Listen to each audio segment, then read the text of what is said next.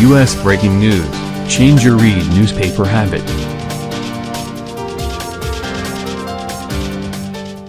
Tehran, Iran, on the streets of Tehran. Every day seems to bring more worry and fear ahead of President Donald Trump's decision this week on whether to pull America out of the nuclear deal with Iran. Exchange shop windows that once showed rates for Iranian rial to US dollar transactions have gone blank, as black market rates have skyrocketed to 70,000 rials to the dollar, far higher than the newly government-imposed rate of 42,000 for $1. Busy shopping districts that once saw newlyweds buying refrigerators and other major appliances now largely stand empty as people save their money. Some talk openly about leaving the country for anywhere else. All of us are thinking about the uncertain future ahead of us, said Mohammad Khaleghi, a 27-year-old appliance salesman on Tehran's Amin Hozour street.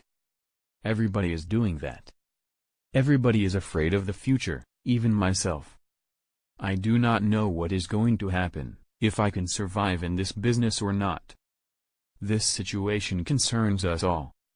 The sense of foreboding gripping the Iranian capital ahead of Trump's Saturday deadline to decide what to do about the deal is a far cry from the jubilant street celebrations that greeted the 2015 nuclear accord with world powers.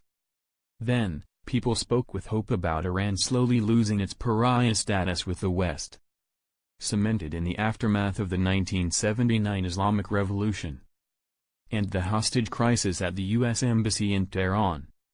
Others praised President Hassan Rouhani, himself a cleric, and Iran's other relative moderates for lifting the crippling economic sanctions that choked Iran over its contested nuclear program.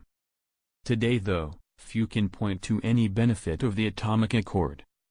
We do not feel any particular impact especially in our economy or on our life, said Shadi Gholami, a 25-year-old architect. It is as if such a deal does not exist at all. While the nuclear deal offered a salve allowing Iran to sell crude oil and natural gas in the international market, the deal has not helped address its high unemployment, particularly among the youth in this country of 80 million people. Banks remain saddled with massive bad loans from the sanctions era. Government corruption also remains. Our economic problems have nothing to do with the deal or Trump.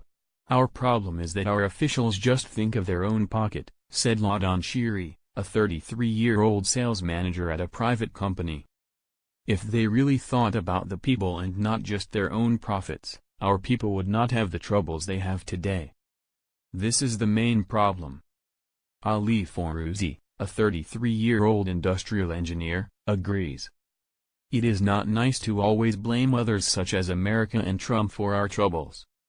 I believe that the root of our problems is inside the country, Fourouzi said. If we are strong enough internally, nobody can hit us from the outside, but unfortunately our problems arise from the internal system. This includes the lack of good coordination between our government and other bodies, as well as within the people themselves. Trump himself has been a divisive figure in Iran even apart from his long criticism of the nuclear deal.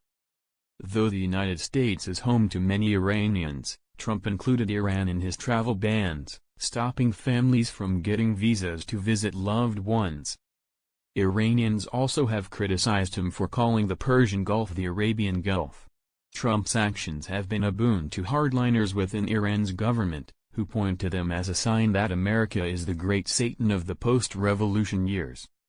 If Trump pulls out, it will show very well to the world and to our own people how disloyal America is to its treaties, and the truth will be revealed, Fourouzi said.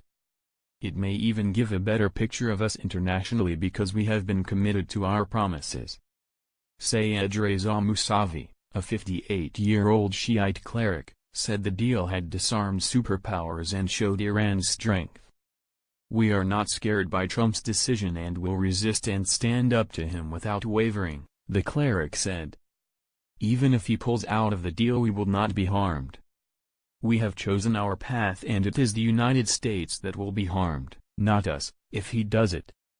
One way the U.S. could be harmed is in North Korea, said Alireza Yarmohammadi, the 52-year-old director of a healthcare and cosmetics company. North Korean leader Kim Jong-un may never take Trump seriously ahead of promised talks between the two leaders. It is not very easy for America to leave the deal because if it does, North Korea will not hold talks with it, Yar Mohammadi said. They will not reach a deal with a country that is disloyal to another accord which is only 2 years old.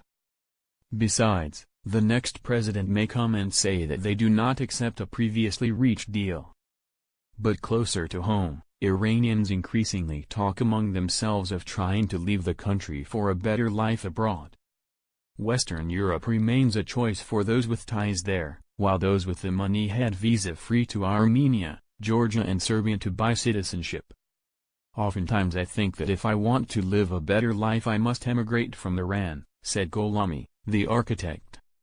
This thought is always with me. She added, I wish here was a place where I could live in peace and quiet beside my friends and family.